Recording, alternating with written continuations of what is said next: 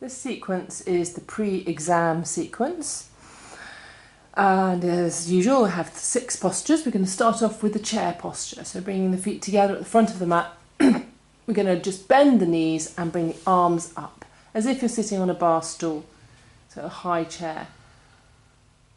It's important that you use your breath here. It's quite nice to have the knees together because they kind of support each other and stabilise. We're activating the quadricep muscles and the glute muscles here. Back's nice and straight. We take one breath, maybe a little deeper, bring the bum just down a little bit deeper, just for one breath, and then bring it back up again, and finishing off. Fantastic. And we're going to come into warrior 2. So with one leg back, one leg forwards, bending the front knee and the arch of the back foot in line with the heel of the front foot. And one of my favourite postures, it does so much. Make sure the shoulders are relaxed, that's better. Make sure the back arm is as high as the front arm, and that drops down. The back arm represents what we're not conscious of, so bringing awareness to the back of the body, the back arm and the back leg, really planting down through the side of the back foot. And fantastic. So this sequence is to help you get ready for your exams, both de-stressing you and focusing you. And this is a good de-stressor because it uses the muscles in the legs. Let's do the other side, stepping to the front of the mat and changing sides. And you step as far as you feel comfortable, making sure that the front knee is over the ankle and not beyond. So that way you prepare that you keep the muscles around the knee safe. And as you can see, the arms are parallel to the floor. He's focusing over the middle fingers of the front hand and using the breath to help him stay in the position.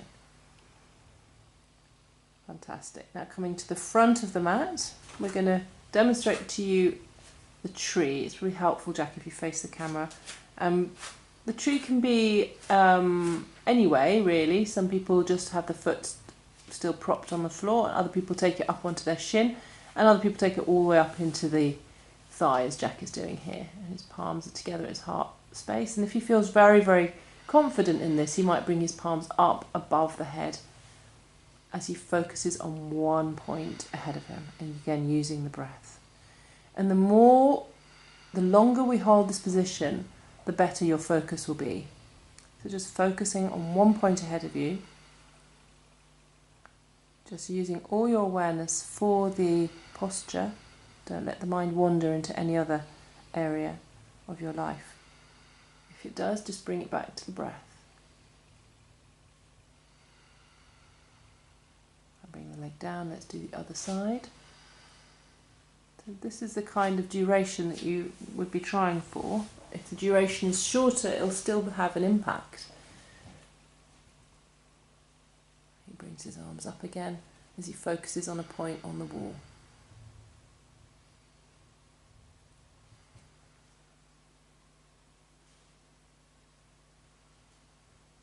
And the breath is nice and steady. Notice your breath. If your breath isn't steady, you're going to find it hard to balance. And bring your foot down again. Fantastic. Next position is seated, so if we come to seating, again facing the camera is probably helpful for this position so they can see what's going on. And this is a neck stretch, so bringing your hands to your knees and your head nice and tall. Just bring your left ear to your left shoulder. Our necks often get very, very tight and hold a lot of tension, especially when we're thinking a lot. Now bring your left hand to the top of your head and draw your head a little bit further down towards the shoulder. So bring it over the top of the head towards, that's it, yeah, and that's it. So hopefully you can feel a little bit of tension in the right side of your neck releasing, yeah? And close your eyes so you can notice the release here. And neck tension can give us bad headaches and can cause us a lot of general tension in our mood and everything. So to release that is really helpful. And then let's do the other side as well. Head back to normal, stretch over to the other side, drop the ear over to the right shoulder as far as it will go by itself, and then with a little help of your right hand drawing the head further down towards the shoulder, releasing the neck.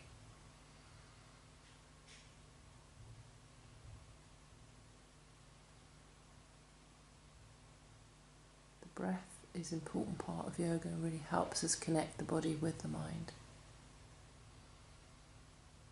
And release, and very much regulates our mood. So we're going to go into another breathing practice, which is called the alternate nostril breathing. So for this, we got a special hand position. If this hand position is tricky for you, don't worry, use a position that works for you. But we're basically putting our right thumb onto the right nostril and our right ring finger onto the left nostril. You're going to breathe in through the left. Block it with the ring finger on your hand and breathe out through your right. Breathe in through your right. Pop your thumb on and breathe out through the left.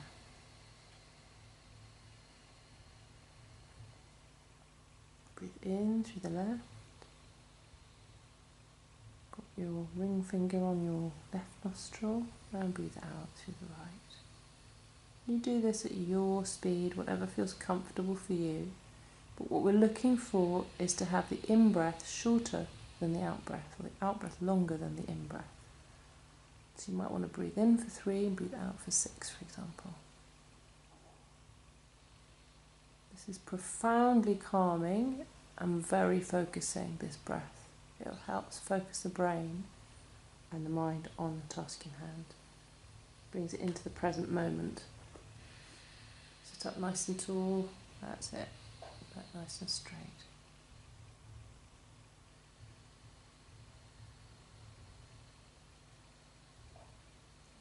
And we always start and finish on the left side. So finish there, hands down. Take a few moments with your eyes closed, just notice any changes there.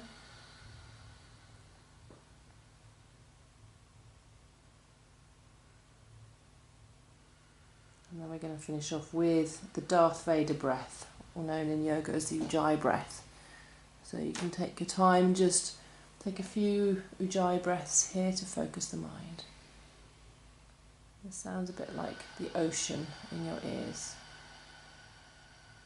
Helps you focus, brings your awareness into the present moment, brings you strength and power and awareness.